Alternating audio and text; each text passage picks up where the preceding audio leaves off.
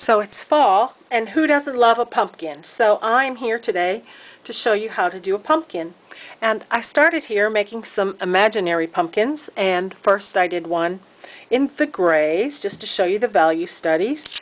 And then I did another pumpkin, and then I said, well, I have these gourds, so I'm going to take one of these small miniature little pumpkin looking gourds, and I'm going to shine a light on it so that I can see what's happening here. And I can see that it's going to be really bright on one side, and it's going to make some shadows, and that's what I wanted to do. And so you can see right here I've created a really big pumpkin, and that's really the purpose of my showing you how to do a pumpkin today, is because I wanted to show you if you have a really large area, you may want to break it up into segments so that you can color each segment one at a time.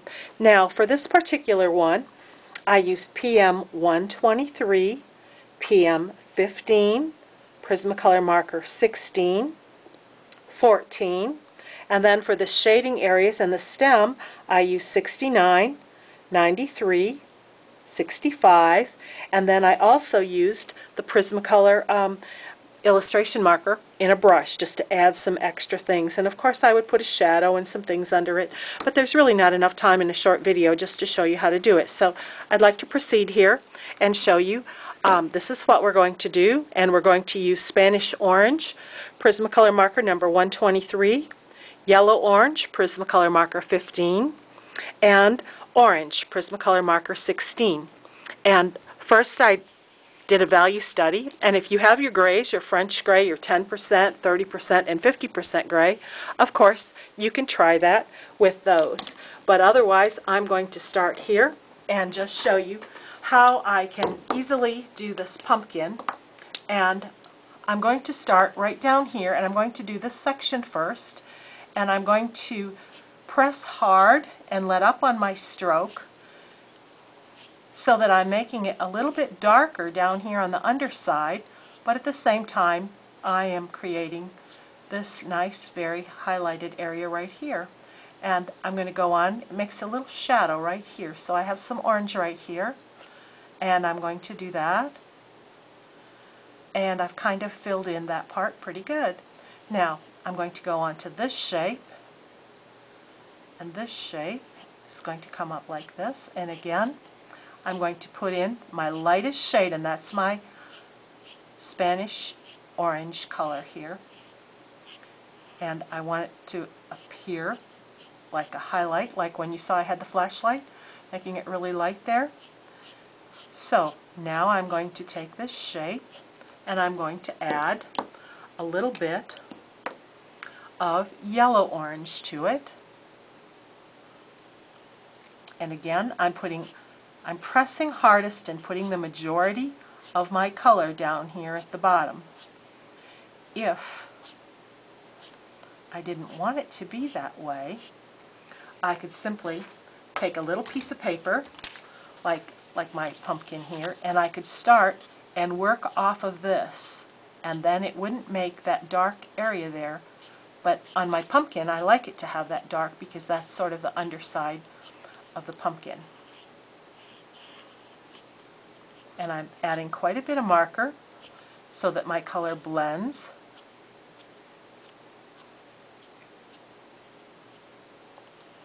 And now I'm ready to move on to my orange marker, and I'm going to put some orange in here also. Well, this is nice. See how it's deepening up?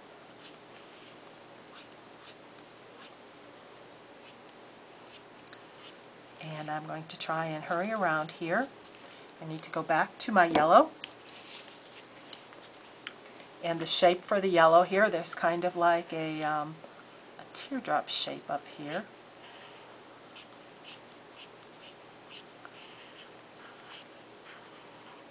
The shadow is down here, but I'm going to saturate it so I can go in with my next color, which will be my medium.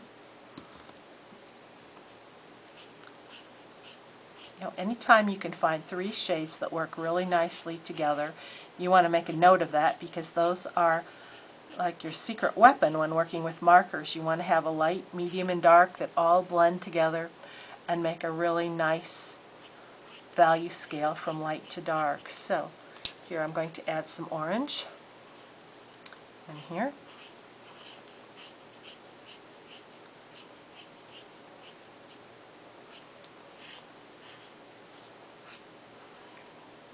Put in the dark here.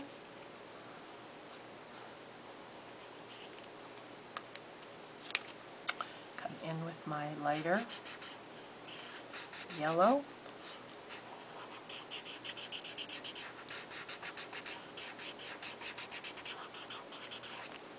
I should play some music for you, shouldn't I? That way you won't just hear the marker scraping on the paper, but I kind of like that sound. That tells me that I'm just working with my markers.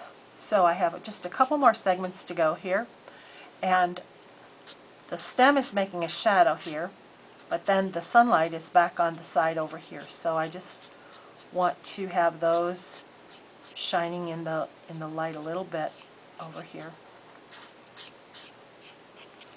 And I can go in with my yellow-orange next and bring this up.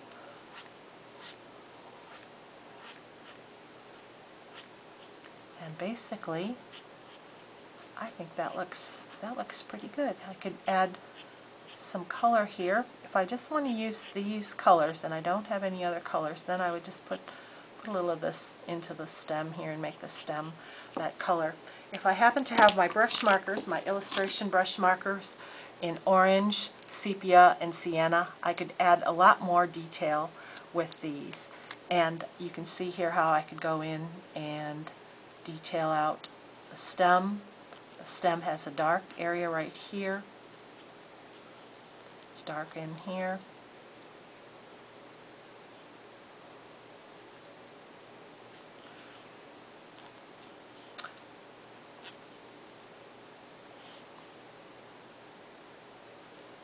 This is too thick of a line, I can see that now, but I'm just going to finish it up with it. It means I started it, so you can see how to do this pumpkin with a very simple color palette.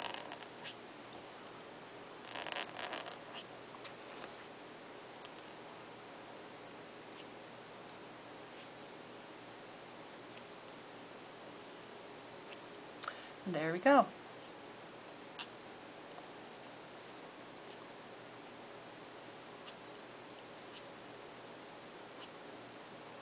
And that's our orange pumpkin. So you could have a lot of fun with it. If you have the other colors, please add the other colors here, the PM14, PM69, PM93 to the stem. Add some darker colors into the pumpkin here, and also a vermilion, a pale vermilion color was that color, and that makes it really sing with that nice bright red orange. So I hope you'll have fun with your markers, and I hope you will tune in next time when I do another art project. Bye.